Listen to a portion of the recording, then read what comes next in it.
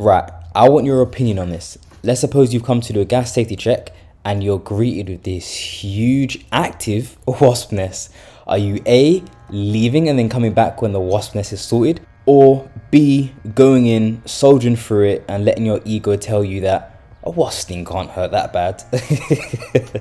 Right, just before you find out whether I did get stung or not, I just want to give a quick introduction just in case this is your first time watching my videos.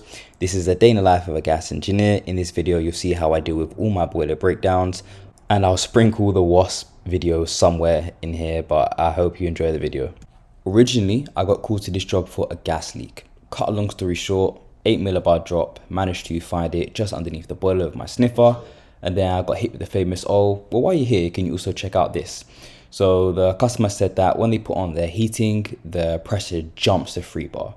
So for those of you who are experienced, you know 99% of the time it's a faulty expansion vessel.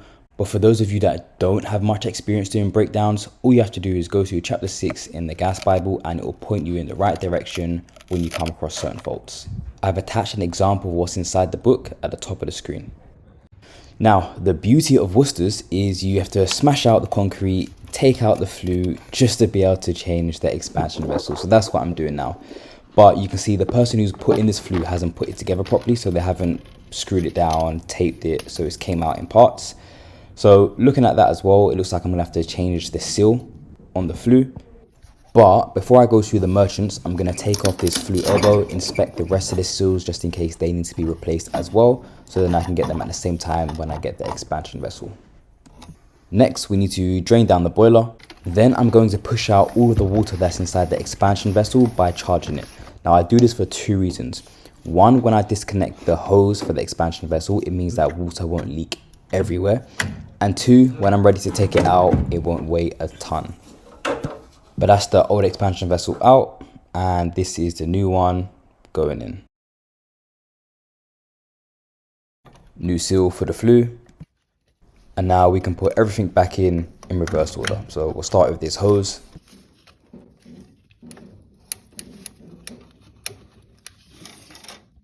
Then I measured the flue to the right size, screwed it, taped it. Now we can put it back in.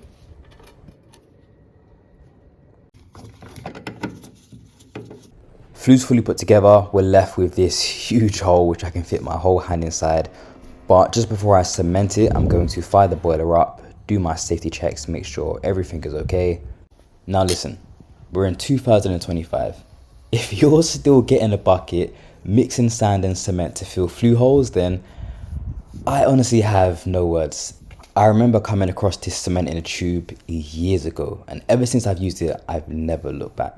You can even get tubs where you can scoop it out with your hand and kind of just throw it in like putty. Yeah, it's a lot more expensive, but I just think it's so convenient and quick. Anyway, gonna smooth it all out, and then once that's smoothed out, I can throw the collar on. Collar's on, boiler's already been filled up, tested. This job is all done. I'll admit, I got stuck on this boiler repair. It's something I've never come across before. And even the person I spoke to on the phone at Baxi, they hadn't come across it before, so they had to transfer me to their senior staff member or something. Anyway, let me break it down for you. So, as soon as you turn the boiler on, even on hot water mode, the heating is constantly on. Right now, there's no demand. No taps are open, thermostat is off, timer is off.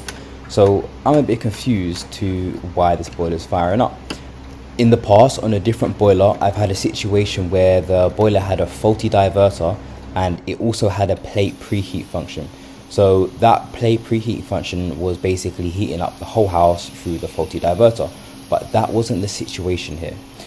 Because this fault just didn't make sense to me, and when I took a look at the PCB, there was signs of cockroaches. I thought probably the PCB. But anytime I diagnose something as the PCB, I'll always call manufacturers just to get a second opinion, and I'm glad I did in this case. So as I was talking to the older guy, he said what happens sometimes is this micro switch breaks on the on position. So it thinks there's a hot water demand being called for, and because the diverter is faulty, it's constantly heating up the whole house. So that was the fault, a faulty micro switch. But the customer didn't want to change the diverter and the micro switch, so he went for a new boiler. For this job, we need to figure out why the boiler keeps blowing its fuse and tripping the consumer unit. Turn the power back on at the consumer unit, check the fuse inside the fuse spur, that's all good. I'm going to take this cover off and test the fuses here.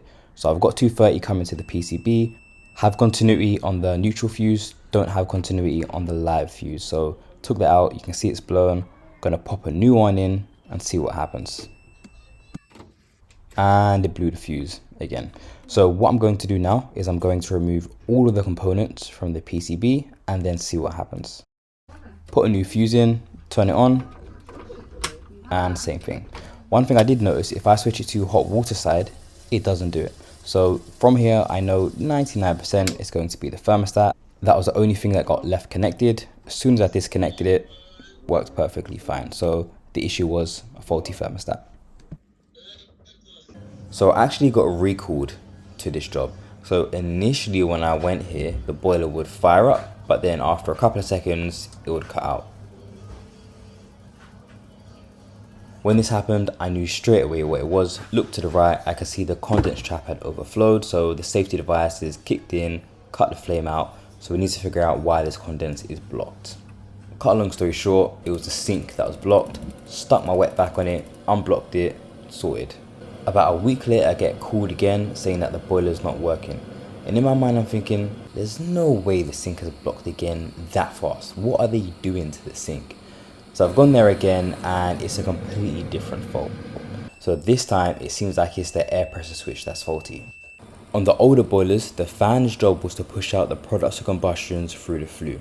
Now, because that was such an important job, there was a safety device called the air pressure switch to make sure the fan was doing its job. When the fan spins, the air pressure switch should have continuity between common and normally open. Using my multimeter, I can see that I don't have continuity there, so the air pressure switch is faulty. A quick way to double check if the air pressure switch is to get a piece of cable, bypass it, and then that creates continuity between the two cables, and you can see the boiler fires up.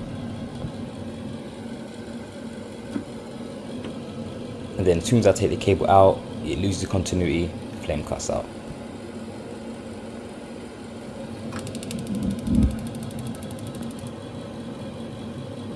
This air pressure switch is really easy to change, it just clicks off.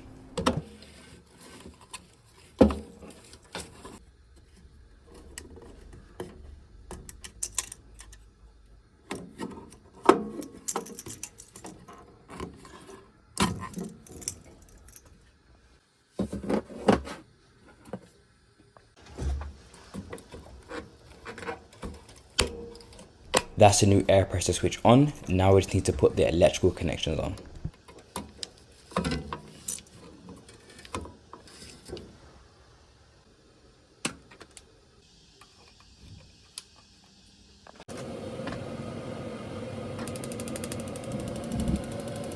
And there we are. The boiler is now finally sorted. Anyway, back to the wasp nest situation. And for those of you who only stuck around to this part of the video just to find out whether I got stung or not, I don't know how to feel about that. Anyway, I did stay to get the gas safety check done. Reason being is no one told me there was an active wasp nest here. I only found out when it was too late, unfortunately.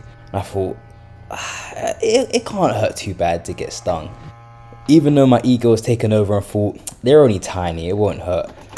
I may or may not have kept running in and out because I kept getting paranoid that something was crawling on me. Anyway, got through it, didn't get stung. I don't know if I would recommend it, but I'm done with this job. For this job, the customer said they can smell gas coming from their kitchen cupboard. When I opened the cupboard doors, I found this gas isolation valve, which was for the hob. Sprayed a bit of LDF on it, and you can see it's bubbling. So this has just failed, so I'm going to get this replaced.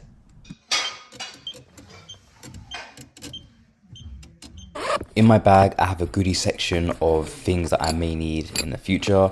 Gas isolation valve is usually one of them.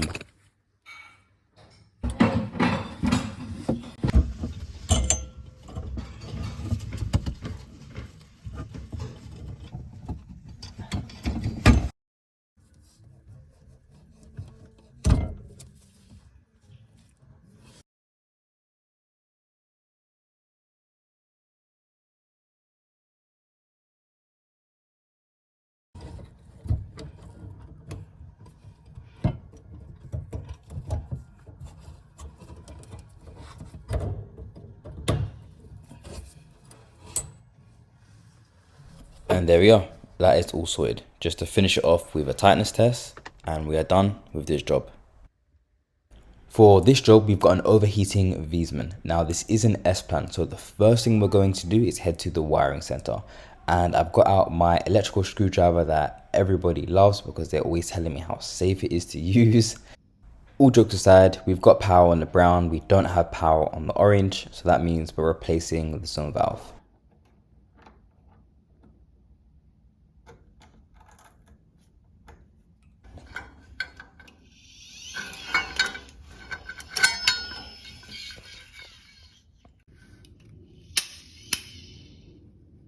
While the head is off, I'm going to make sure the body is okay.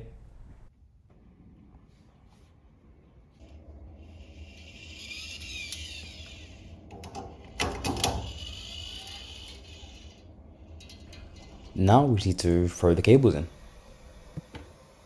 Now, if you ask me personally, I would say that was a pretty good transition there. But this is all wired up, just going to fire up the boiler now, make sure it's not overheating anymore, and that should be this job done. And that's it for this video. Really hope you enjoyed, hope you learned a thing or two. I'm hoping you're glad I didn't get stung by the wasp nest, but I am going to try and make these videos a little bit shorter. Reason being, when I check my YouTube stats, I noticed that there's only about 20% of you that watch the video all the way to the end. So I'm guessing the other 80% get tired of hearing my voice yap on for that long, or maybe the video is just too long. So I'm going to try experiment making them shorter, and from there I'll check the stats again and then just see what you guys have to say in the comments about whether you want it longer, shorter, or if it's the perfect length.